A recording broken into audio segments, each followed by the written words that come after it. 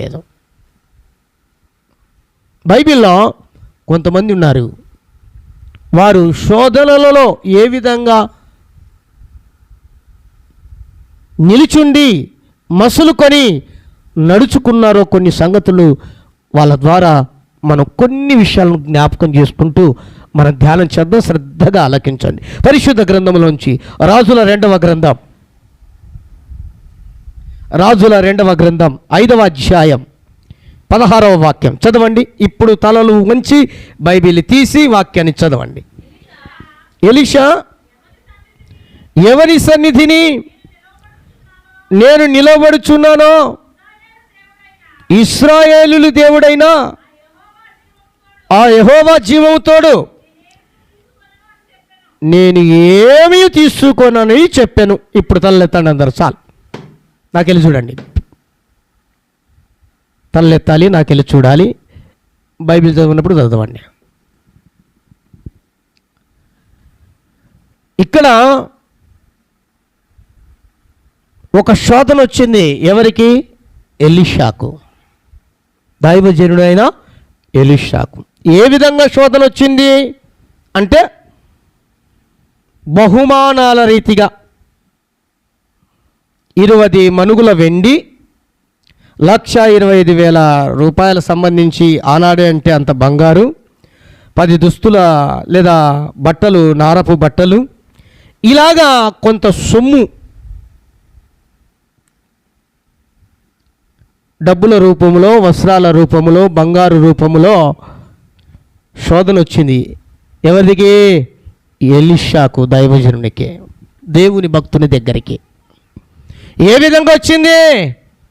నయమాను అన్నటువంటి సిరియా రాజైన అధిపతి అయినటువంటి, సైన్యాధిపతి అయినటువంటి నయమాన్,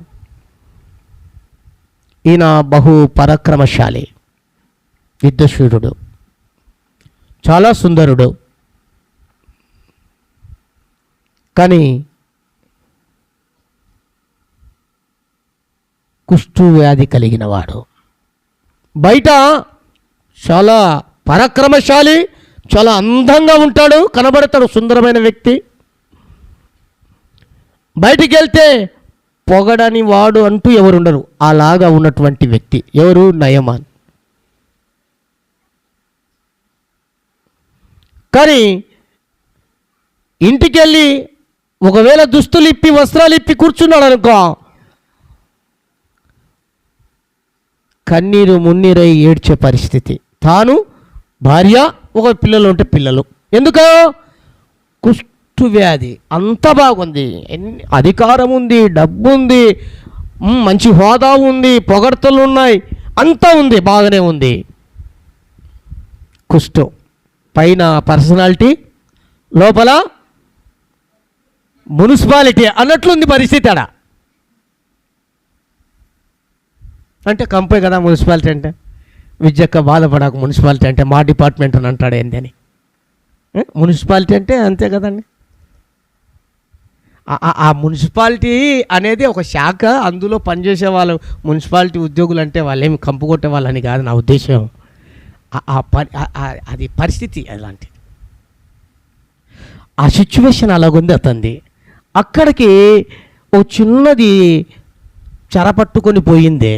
అంటే ఆమెను తీసుకొని వెళ్ళారు బానిసత్వకు. ఆ ఇంటిలో పని చేయటకు, పని చేస్తూ ఉంది. బాధపడుతున్న యజమానులు గమనించింది. అప్పుడు చెప్పింది, అమ్మా ఇంత బాధపడుతున్నావు కదా, నాకు తెలిసినటువంటి పలానా చోట ఒక సేవకుడు దైవజనుడు ఉన్నాడండి, ఆ దైవజనుడు ప్రార్థన చేస్తే రోగం పటాపంచలైపోయిద్ది, ఎట్టి రోగమైనా అని చెప్పింది.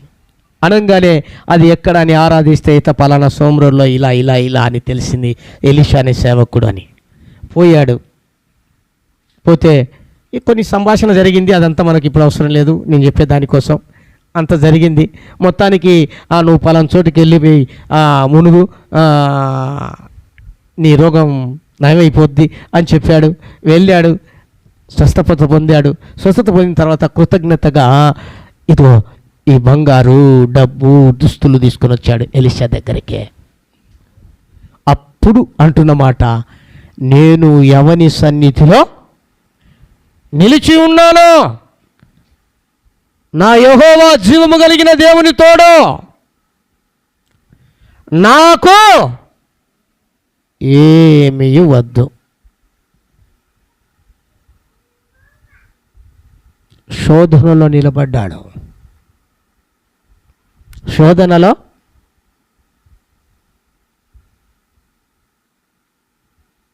నా ప్రియ దేవుని బిడ్డలారా, సేవలో కూడా టెక్నిక్గా సంపాదించుకునేవారు చాలామంది ఉంటారు. ఒక మాట చెప్పేస్తే అబద్ధమో లేకపోతే ఉన్నది లేనట్టు లేనిది ఉన్నట్లు హ్యాపీగా బ్రతికిపోవచ్చు. సంఘంలో సంఘస్థులు వచ్చినా ఇచ్చినా ఇవ్వకపోయినా ఏం చేసినా. నాతో కూడా కొంతమంది చెప్తుంటారు, నువ్వేం చేద్దావు, ఈ ఒక్క చిన్న పని చేయి. ఏంటి? వచ్చి కూర్చొని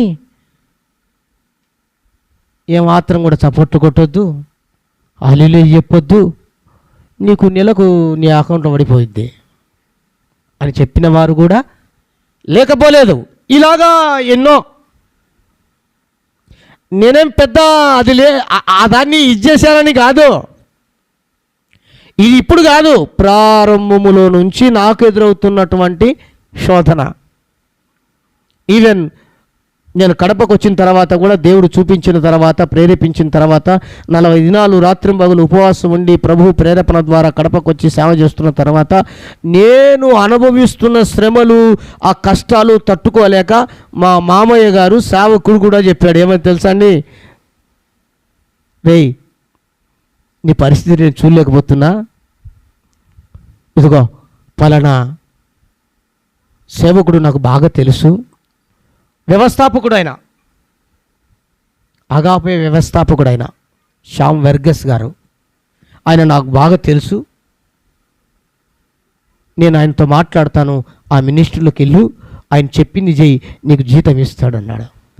కానీ చేసే వాళ్ళను నేను తప్పు పట్టలేదండి.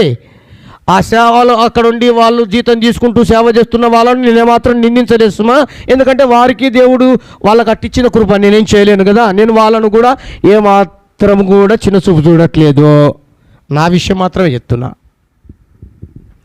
నేను చెప్పినప్పుడు, మావయ్య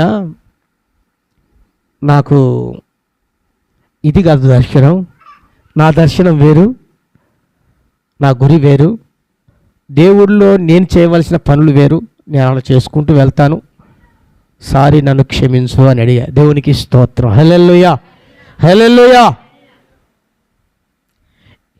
నేనేమంటున్నానంటే ఇది నాకే కాదు, సేవకులేకే కాదు, మీ అందరికీ కూడా చాలా సందర్భాలలో డబ్బుల రూపములు కావచ్చు, దుస్తుల రూపములు కావచ్చు, ఇంకా బంగారు రూపములు కావచ్చు, ఎన్ని విధాల నీ దగ్గరికి శోధన వచ్చిందో.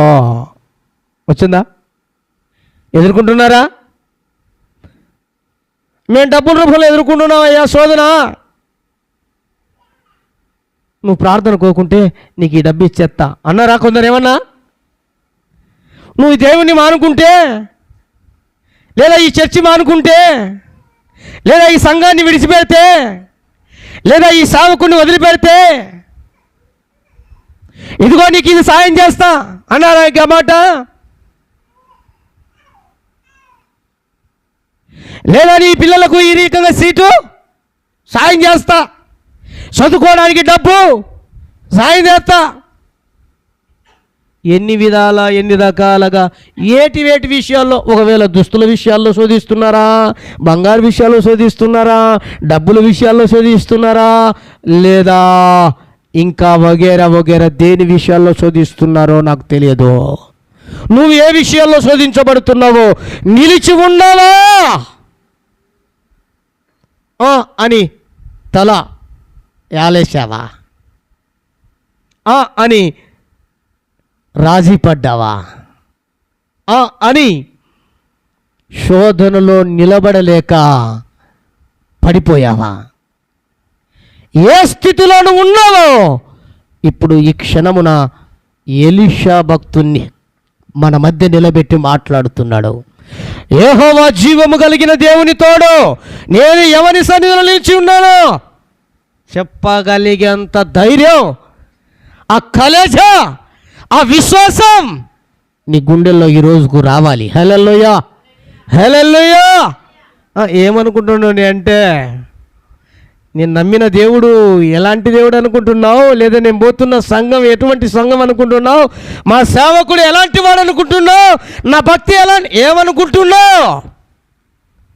మాట్లాడే శక్తి నీలో ఉందా? నిలబడే శక్తి ఉందా? రోషంగా దేవుని కొరకు రాజీపడి ఒకవేళ నిలబడలేని స్థితిలో నువ్వు ఉన్నావా? ఒక్కసారి నిన్ను నువ్వు పరీక్షించుకోమని ప్రేమతో నేను తెలియజేస్తున్నాను. పొరపాటున ఆ కొన్ని వాటికే ఎలీషా లొంగిపోయి ఉంటే, ప్రియ దేవుని బిడ్డలారా, ఏలియా కంటే రెండంతల అద్భుతాలు, రెండంతల ఆశీర్వాదం, రెండంతల పాలు ఆత్మ పొందుకునేవాడు కాదు. ఏలియానే అద్భుతమైన సేవకుడు, కానీ ఏలియా మించి డబల్ చేశాడు దేవుడు. దేవునికి స్తోత్రం, హల్లెలూయా. ఆయన అభిషేకం డబలే, ఆయన చేసే కార్యాలు డబలే, ఆయన పొందిన ఆశీర్వాదం డబల్ ధమాకే. దేవునికి స్తోత్రం, హల్లెలూయా, హల్లెలూయా. నిలబడు శోధనలో, పారిపోవాకు, లేక పడిపోవాకు, లేక వెనుదిరిగిపోవాకు. నిలబడి ఏ శోధన వస్తుందో రా చూసుకుందామని చెప్పు. నా దేవుడు నాతున్నాడు, రా చూద్దాం, నీ కథ ఏందో నా కథ ఏందో అని చెప్పు. శోధనకు భయపడితే ఆ శోధనలో నువ్వు పడిపోతావండి. ఎదురొడ్డి నిలబడో, తట్టుకో. నిన్ను తగిలి అదే కింద పడాలి. దేవునికి స్తోత్రం, హల్లెలూయా. నీకు ఎదురై అదే పారిపోవాలి. ఆ రకంగా దేవునిలో నిలబడాలని నేను ప్రేమతో తెలియచేస్తున్నాను. శోధన సమయంలో నువ్వు కృంగిపోవాక, బాధపడవాక, కుమిలిపోవాక, ఏడవాక, సంతోషంగా దేవునికి స్తోత్రం చెల్లించు. సహించు శక్తిని ప్రభువాను దానిలో నుంచి పూర్తిగా నిన్ను దేవుడు విడిపిస్తాడు. శోధించబడిన తర్వాత బైబిల్ వాక్యం సెలవిస్తుంది, శుద్ధ సువర్ణముగా మార్చబడతాం. శుద్ధ సువర్ణంగా మన భక్తి, మన శక్తి, దేవునిలో ఉన్న శక్తి, మన విశ్వాసం పుటవవేయబడిన తర్వాత అది క్వాలిటీగా ఉంటుంది. మరి ఒక ఆయన అడిగాడు, అయ్యా ఇన్ని సంవత్సరాల నుంచి సేవ చేస్తున్నావు కదా, మరి ఎంతమంది విశ్వాసులు వస్తున్నారు, ఎంతమంది సంఘం వృద్ధి అయింది, ఎలాగున్నారు అని అడిగారు. అంటే అయ్యా మా సంఘానికి ఒక 50-60 మందిలోకి వస్తారయ్యా, చిన్నలు పెద్దలు కలిసి. అవునా, అంతేనా? 20 సంవత్సరాలు దగ్గర లేదంటే 16 సంవత్సరాల సేవ అంతేనా? నేనేదో 1000-10,000 ఈ దేవుడు నాకు ఇప్పటి వరకు అంతమందిని అప్పగించినాడయ్యా. అట్లనా అన్నాడు. మరి ఏందయ్యా వాళ్ళు మొన్న అంట ఈరోజు అయినా ఎంత కుటుంబాలుగా, లేకపోతే అందరూ తండ్రోపతండాలకు వెళ్తున్నారంట, ఏందయ్యా అది అన్నాడు. అంటే నేను అన్నాను, మాది సూపర్ స్పెషాలిటీ చర్చ్. ప్రైజ్ కూడా, హల్లెలూయా. Super speciality church.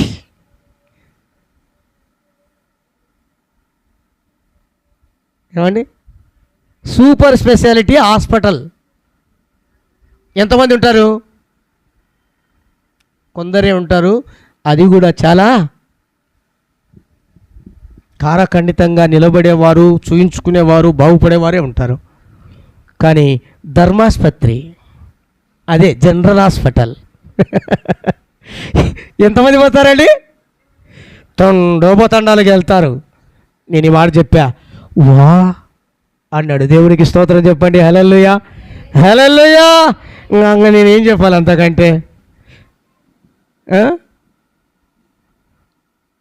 మా దాంట్లో క్వాంటిటీ తక్కువైనా క్వాలిటీ ఎక్కువ అని చెప్పా. దేవునికి స్తోత్రం, హల్లెలూయా.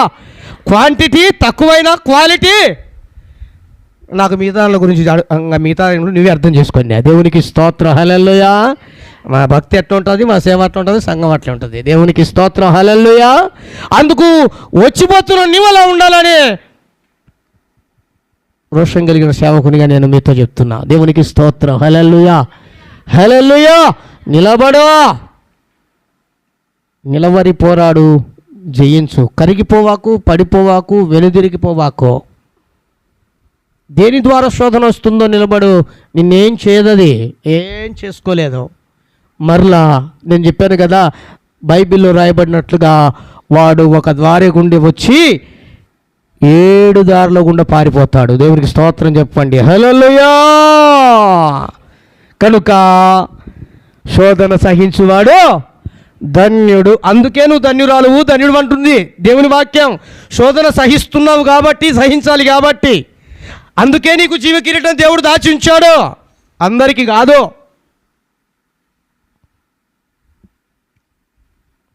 మరొక మాట చదువుదాం పరిశుద్ధ గ్రంథం నుండి.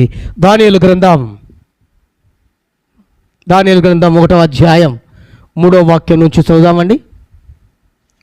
దానియేలు గ్రంథం 3వ అధ్యాయము, క్షమించండి, 1వ అధ్యాయము 3 నుంచి చదవండి త్వరగా. రాజు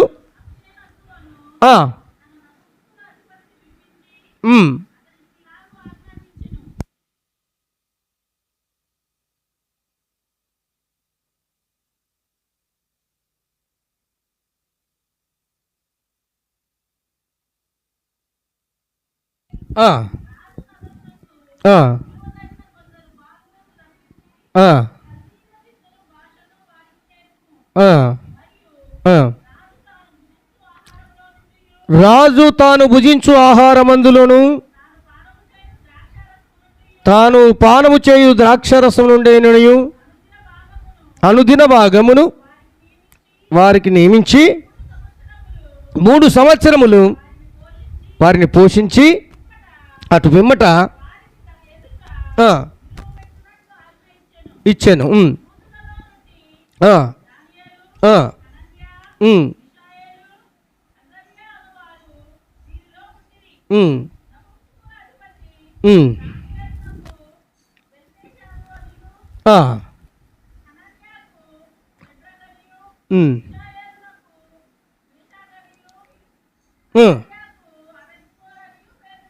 పెట్టెను.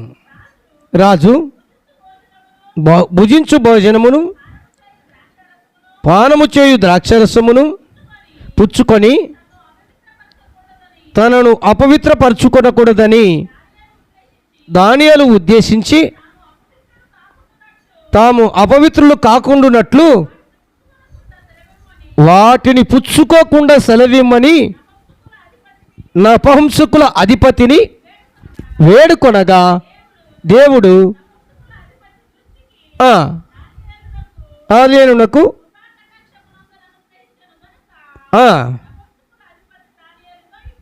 ప్రైజ్ గాడ్, హల్లెలూయా. చాలక్క ప్రియ దేవుని బిడ్డలారా, చదవబడినటువంటి లేఖనం మీకు ఇంకా కాస్త అర్థం కావాలని అంతవరకు చదివించాను. లేకపోతే 8వ వచనం చాలు నేను చెప్పదలుచుకునేది. ఏంటి? ఉచితముగా ఏంటంట? ఉచితముగా ఇవ్వబడిన రాజభోజనం. రాజభోజనం ఎలా ఉంటుందండి? పంచభక్ష పరమాన్నమా? అంతకు మించే ఉంటుందా? అది వెజ్ అయినా, నాన్ వెజ్ అయినా, మరో గుజ్జు అయినా, ఇంకొకటి ఏదైనా, ఏది కొదవా?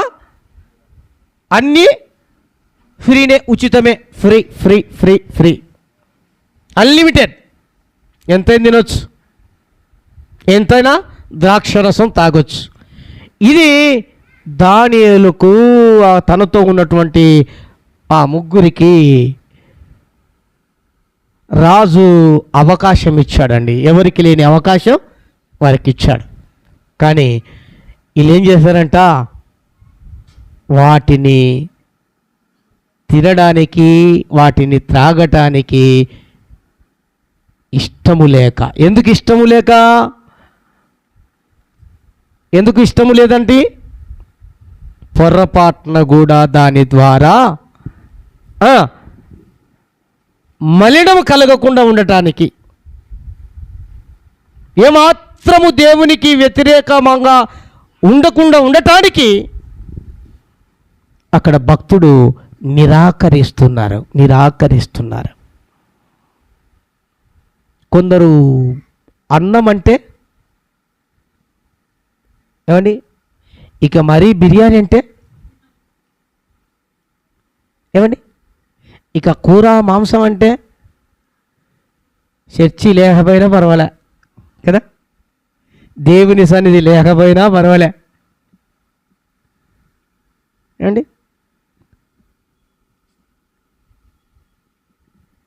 ఉచితంగా వచ్చిందంటే మరి ఎవరో ఒక ఆయన ఉచితంగా వచ్చిందంటే పినాయిలేం తాగుతారంట. మీరు కాదులేండి, వేరే వాళ్ళు అన్నారు. మనం కాదులేండి, వేరే వాళ్ళు మాట్లాడుతున్న సందర్భంలో అన్నాడు. ఏమండి, కానీ ఇంత ఆపర్చునిటీ అవకాశం వస్తే పంచభక్ష పర్వాన్నమును లేక అంతకు మించి ఏమి తినాలో, రాజు ఏమి తినాలో, ఏం తాగాలో, ఎక్కడ ఉండాలో, ఎక్కడ కూర్చోవాలో, ఇంత ఆపర్చునిటీ అవకాశం వస్తే సింపుల్గా తృణీకరించాడండి. వీరికి ఎక్కడొచ్చింది శోధన? ఎలాగొచ్చింది? తినడానికి భోజనం దగ్గర శోధన, భోజనం దగ్గర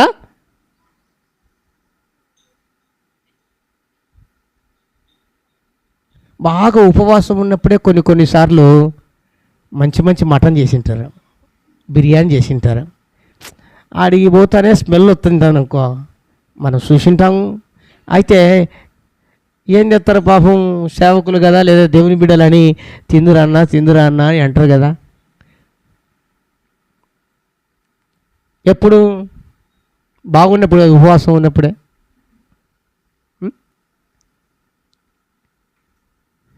మరలైన ఉపవాసం ఉండొచ్చులని కొందరు తింటారేమో. ఇక్కడ ఈ గుంటూరు, ఈ విజయవాడ, ఈ పిడుగురాళ్ళ ఈ సైడ్కి పోతే ఎక్కువ ఉపవాసం అంటే వాళ్ళు బాగా తిని ఉపవాసం చేస్తారు. ఎట్లంట, పోయేటప్పుడు తింటారంట. మీరు అట్లా చేశారు పొరపాటున. ఎట్లా అంటే ఒకసారి పిడుగురాళ్ళకి పోయినాను,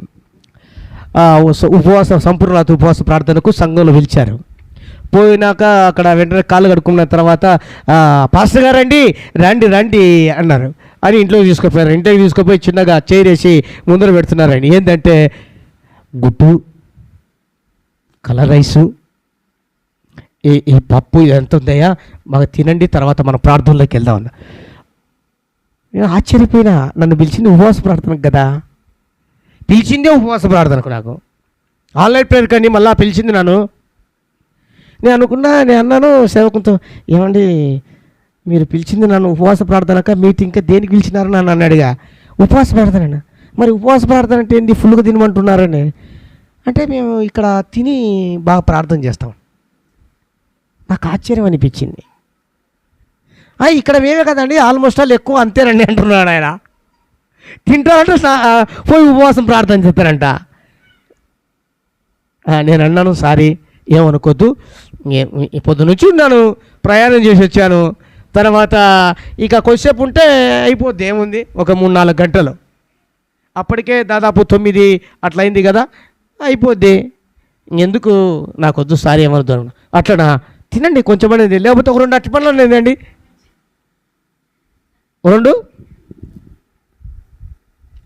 ప్రియ దేవుని బిడ్డలారా, ప్రశాంతంగా మీరు తిని పాస్టర్ గారు మీరు రండి, నేను చర్చిలో ఉంటానని పక్కన చర్చిలోకి వెళ్ళిపోయా. అంటే ఉపవాసాలు ఉన్నప్పుడే ఇవి. కొందరు ఉపవాసం అంటే మరీ దారుణం కదా అలా ఉండడం. నువ్వు ఉండకపోయినా పర్వాలేదు, ఏముంటుంది. నేను స్టార్టింగ్ రోజు 3 రోజులు ఉపవాసం ఉన్నా. ఆ రోజే నేను మా మామ ఇంటి దగ్గరికి వెళ్తే ఆ రోజే మటన్ ఏమంటారు దాన్ని, కైమా చేసినాడు. మటన్ కైమా చేసింది మా అత్తమ్మ గారు. రబ్బీ ఇదిగో ఏంది అది టిఫిన్కే చేసినారు వాళ్ళు. అంటే నేను తినను అన్నా. ఏమి అన్నా? ఉపవాసం. ఏమి ఇంత తిని ఉండ అంట. కైమా నీకు ఇష్టమైనది మటను అని. సరే ఏమనుకోద్దుమా, మీరు కానిచ్చండిలే, నేను ఈ 3 రోజులు ఉపవాసం ఉన్నలే అన్న. అట్లనా? సరే వద్దు ఉపవాసం ఉంటే వద్దు, మా అర్థమైంది, వద్దు అట్లా పిలిచొద్దు అన్నాడు. ఆ టైంలోనే మనకు కొన్ని వస్తాయి కొన్ని శోధనలు. మరి కొన్ని చోట్ల ఊర్లకు వెళ్తాగా, ఊర్లకు తిరునాళ్ళకు, జాతరలకు, ఇంకా దేనికి వెళ్తాం కదా. అక్కడికి వెళ్ళినప్పుడు అది ఒక రకమైన శోధన. ఇంతే నోట్లో పెట్టుకో. ఎవరు చూడలేదా? కొందరు అలా బాధపడి ఇబ్బంది పడిన వారు కూడా ఉన్నారు. ఎందుకంటే దేవునికి వ్యతిరేకమైంది కాబట్టి దేవుడు చూస్తూ ఊరుకోడు. ఒక ఆమె అట్టనే నాకు చెప్పకుండా వెళ్ళిపోయింది. ఏమంటే మా బంధువులు అని చెప్పింది, పోయింది. అక్కడ తిరునాళ్ళలో పాల్గొంది. అదేదో విగ్రహం ప్రతిష్ఠ చేస్తే అక్కడికి వెళ్ళిపోయి కొంచెం పుచ్చుకొని వచ్చింది. మరుసటి రోజే జ్వరం చలితో మంచంలో పడింది. మరుసటి రోజు ఆదివారం రాలా. ఏం మా పలానా అక్క రాలేదంటే కంటిన్యూ వస్తుంది అక్క. ఏం రాలేదంటే పరిస్థితి ఇదన్నాను. అట్లా అయ్యో పాపం అని నేను ఆరాధన అయిపోయినాక తర్వాత పోయి ప్రార్థన పోయి ప్రార్థన చేసినాక చిన్నగా ఆరాధించిన. నేను ఊరుకున్నాను కదా. ఎక్కడ పోయినా ఆదివారం ఏంటి పరిస్థితి ఆరాధిస్తే ఇట్లా ఇంకా ఆమె కూడా కొంచెం మురుగుతుంది కదా, జ్వరంలో ముక్కుతుంది కదా, ఉన్న విషయం కక్కింది. అన్న ఏమనుకోద్దన్నా, ప్రార్థన చేయి, ఇది పరిస్థితి, నేను బలవంతం చేస్తే ఇట్లా తిన్నాను, అందుకేలేమ్మా పోనీ నువ్వు చాలా ధన్యురాలు, నువ్వు పశ్చాత్తాపడుతున్నావు, ఒప్పుకుంటున్నావు, దేవుడు స్వస్థపరచాలి అని చెప్పాను. దేవునికి స్తోత్రం, హల్లెలూయా. కొన్నిసార్లు ప్రియ దేవుని బిడ్డలారా, అలా రకరకాలుగా తిండి వలన, అన్నం వలన, మాంసాల వలన ఏమండి వీళ్ళకి అదే రుచి, అదే కావాలి, దీనివల్ల శోధించబడుతున్నవారు దానియేలు, షడ్రక్, మేషక్, అబేద్నెగోలు నిరాకరించారు. దేవునికి స్తోత్రం చెప్పండి, హల్లెలూయా, హల్లెలూయా. మేము తిన్న ఈ ఆహారమే, మెతుకులు పచ్చడే చాలు, లేదా మాకున్న ఆకుకూరల అన్నమే చాలు, మాకున్న ఇంత అన్నమే చాలు, ఇదే మాకు దేవుని శక్తి. దేవునికి స్తోత్రం, హల్లెలూయా, హల్లెలూయా. నాకు మీరేమనుకోవద్దు, మన లైన్లోనే ఒక ఆయన ఇట్లా పోతూ పాస్టర్ గారు ఏమండి మీరు ఈ మధ్య సంగటి బాగా చెప్తున్నారంటనే అన్నాడు. సంగటి బాగా చెప్తున్నాను. ఎవరు చెప్పారు అనుకుంటుంటే విన్నలేండి అన్నాడు. అట్లనా? అవునండి, మా దాంట్లో సంగటి, పుల్లకూర, పప్పు కానీ బాగా మంచిగా బలంగా ఉంటుంది. మంచిగా ఏంది అందరూ బిర్యానీలు పెడతంటే, మటన్ బిర్యానీలు, చికెన్ బిర్యానీలు, గుడ్ బిర్యానీలు అవి ఇవి పెడితే నువ్వేందా సంగటి పెడుతున్నావు? మాది శక్తి బలం ఇచ్చేదయ్యా. మాది ఏమని ఇప్పుడు ఏం కావాలి అందరికీ? ఏం కావాలి? రాగి సంగటే. డాక్టర్ దగ్గరికి పోతే అమ్మా నువ్వు రాగి సంగటి తప్ప, జొన్న రొట్టె తప్ప ఏం తినొద్దు, తింటే దేవునికి స్తోత్రమే. అందుకు సంఘంలో బిర్యానీ పెట్టలేక కాదు నేను, దేవునికి స్తోత్రం, హల్లెలూయా.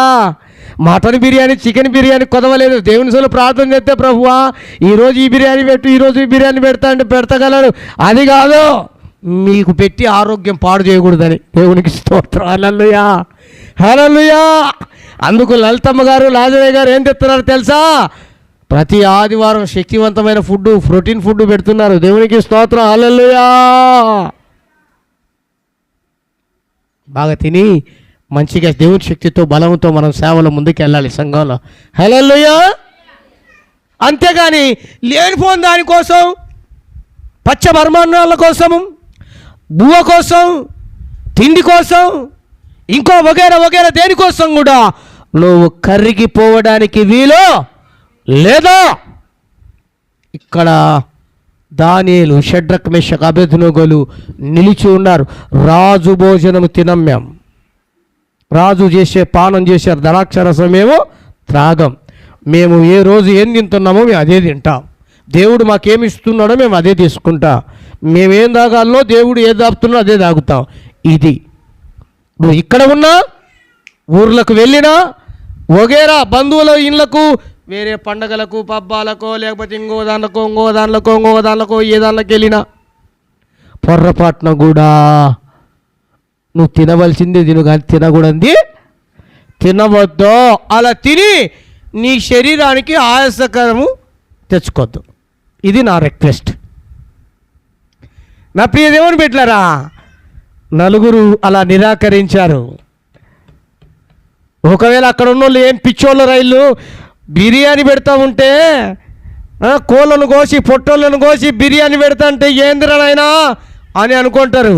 కానీ షడ్రక్ మెషక్ అబేద్నెగోలు అనుకుంటారు, అంతకు మించిన నా దేవుని భోజనం, ఆయన మాటలే నాకు చాలనుకున్నారు. హల్లెలూయా. ఒకవేళ భోజనం ద్వారా శోధించబడుతున్నావా, జాగ్రత్త. కొందరికి అన్నం అంటే ప్రాణం. ఏమండి, ఇక ఏం లేకపోయినా బువ్వ కూర ఉండాలి అంతే.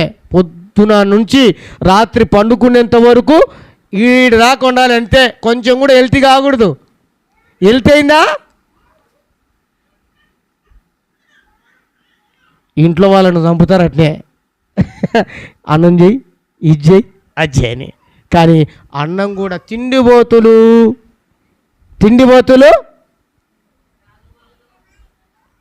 తాగుబోతులు తిండిబోతులు ఏం చేస్తారంట, చింపిరి గుడ్డలు ధరించుకుంటారు. ఆ తిండిబోతులు ఉన్నారు వాళ్ళంతా కూడా. ఆ గ్రూప్ వేరుంది, ఆ గ్రూప్ వేరు, ఆ హెడ్ వేరు. కానీ నేను చెప్పేది తిండిబోతుల గురించి కాబట్టి, తిండిబోతులంట చింపిరి గుడ్డలు ధరిస్తారు. ఆ తిండి కలిగిన వారికి, అధిక తిండి కలిగిన ఇలా గొంతుకు కత్తి పెట్టుకోమన్నాడు దేవుడు. కంట్రోల్లో పెట్టుకోమని అర్థం. శోధన దేని ద్వారైనా రావచ్చు, జాగ్రత్త, నిలబడు, శోధన సహించు.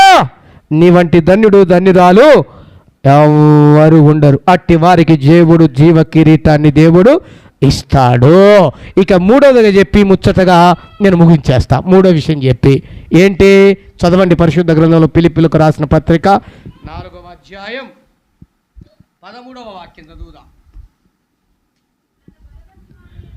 నన్ను బలపరచువాని యందే నేను సమస్తము చెయ్యగలను. ఈ మాట ఎవరు చెప్పారు? పౌలు గారు. ఎవరితో చెప్పారు? ఫిలిప్పీయుల సంఘముతో, ఫిలిప్పీలో ఉన్నటువంటి సంఘముతో, ప్రజలతో మాట్లాడాడు.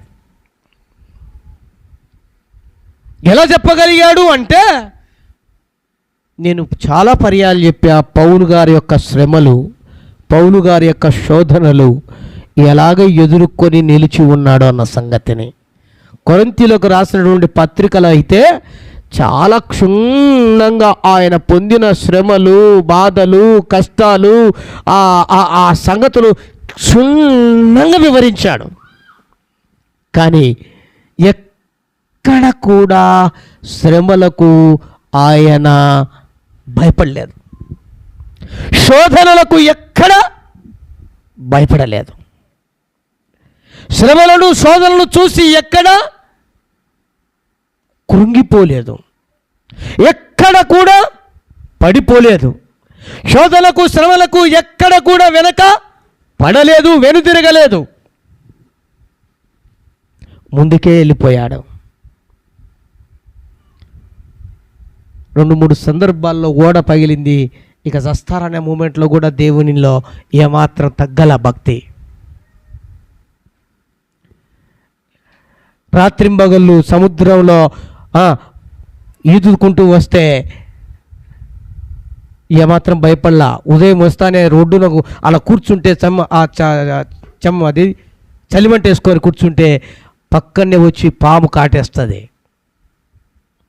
అప్పటికే భయంకరమైన శోధన, శ్రమ అనుభవించాడు. మళ్ళా వస్తానే చలి కాసుకుంటామంటే పాము కాటేస్తుంది.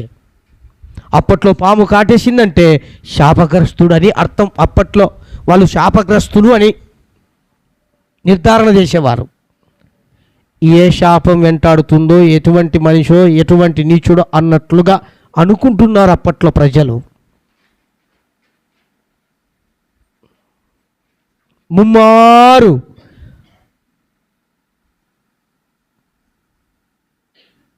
బెత్తంతో కొట్టబడ్డాడు, కొరడాలతో కొట్టబడ్డాడు, రాళ్లతో కొట్టబడ్డాడు, ఈడవబడ్డాడు, స్వజనుల చేత ఎన్నో పర్యాయాలు గొంతు మీదికి కత్తి తెచ్చుకున్నట్లుగా దేవుడు కాదు అని చెప్పిన మాటలు ఆ సిచ్యువేషన్ ఎదుర్కొన్నాడు. ఇలా చెప్పుకుంటూ వెళితే ఏమండే పౌలు గారు పొందిన ఆ శ్రమలు ఎవరు పొందిండారు? పౌలు గారు ఎదుర్కొన్న శోధనలు ఎవరు ఎదుర్కోలేదు. అలా చూస్తే అలా ఆయన ఏమన్నా ఏమి లేనివాడు కాదు, బాగా ఉన్నవాడే. లేదా తక్కువ కులం కాదు, ఉన్నత కులమే. లేదంటే విద్య లేనివాడు కాదు, మంచి జ్ఞానవంతుడే. పోని భక్తి తెలియనివాడు కాదు, అవపోషణ పట్టినవాడే. పరిశుద్ధ గ్రంథాన్ని, ఆ ధర్మశాస్త్ర గ్రంథాన్ని ఏది తక్కువ లేదు. కానీ అలానే శ్రమలు కూడా తక్కువ లేవు, అలానే శ్రమలు కూడా తక్కువ లేవు. ఆయన చెబుతున్న మాట అండి, నన్ను బలపరచువాని ఎందే నేను సమస్తము చేయగలను. ఎంత కలేశం ఉండగలిగితే, గుండె ధైర్యం ఉండగలిగితే చెప్పగలుగుతాడండి? ఎంత శోధనలు ఎదుర్కొని వాటిని జయించి లేదా వాటిలో ఉండి కూడా మాట్లాడగలుగుతాడు? ఎంత భక్తి శక్తి, దేవుని యందు విశ్వాసం లేకపోతే ఆయన చెప్పగలుగుతాడండి?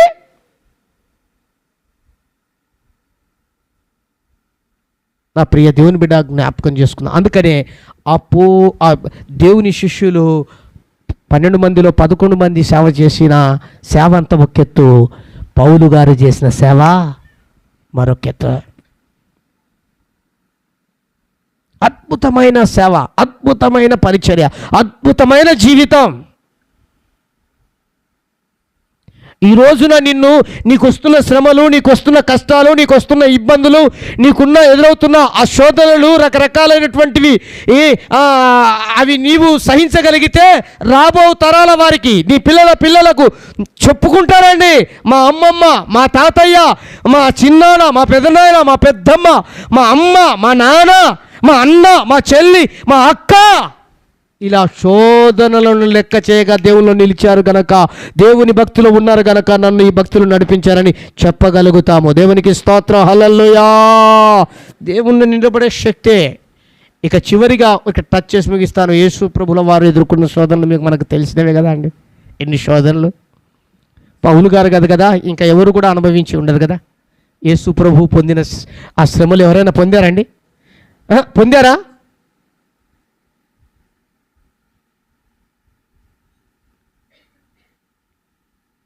ఎవ్వరు ఒక్కరు కూడా లేరు. కానీ ఆయన పొందిన శ్రమల్లో కూడా విధేయత చూపాడు. ఆయన ఎదుర్కొంటున్న శోధనలో నిలిచి ధైర్యంగా దేవుని వాక్కుతోనే ఎదుర్కొంటున్నాడు. రాళ్ళని రొట్టెలు చేసుకో, ఈ రొట్టెల వల్ల కాదు, ఈ బువ్వ ద్వారా కాదు, ఈ మటన్ ద్వారా, ఈ చికెన్ ద్వారా కాదు దేవుడు మనుషులను బ్రతికించేది దేవుని మాట ద్వారా, వాక్యం ద్వారా అన్నాడు. దేవునికి స్తోత్రం, హల్లెలూయా, హల్లెలూయా. ఈ లోకమంతా రాసిస్తా నాకు ముక్కు. ఎవరికి కావాలరా? నీ ధనము, డబ్బు, నీ బంగారు, లేకపోతే ఈ లోక మహిమలన్నీ నాకు కావాలా? ఎవరికి కావాలా? నీవు వెళ్ళిపో, సాతానా వెళ్ళిపో. నా దేవుణ్ణి సేవించాలి కదా. ఎదుర్కొన్నాడు, నిలిచాడు, ఎదుర్కొన్నాడు. అందుకనే సాతానుడు, ప్రియ దేవుని బిడ్డలారా, అప్పగించినప్పుడు లేదా ఆయన అప్పగింపబడినప్పుడు సంకలు గుద్దుకొని చప్పట్లు కొట్టి విందులు చేసుకుని ఉండొచ్చేమో, కానీ చనిపోయిన తర్వాత, మరణించి 3వ రోజున మృత్యుంజయుడు లేచిన తర్వాత, సాతాను కూరలన్నీ పీకేసిన తర్వాత ఇప్పుడు వాడు ఎక్కడ చెల్లలోనిగా ఉన్నాడు. కేవలం నువ్వు భయపడుతుంటే నిన్ను భయపిస్తున్నాడు తప్ప వాని చేత ఏం కాదు, వాని చేత కాదు. నువ్వు భయపడుతున్నావు, భయపిస్తున్నాడు అంతే.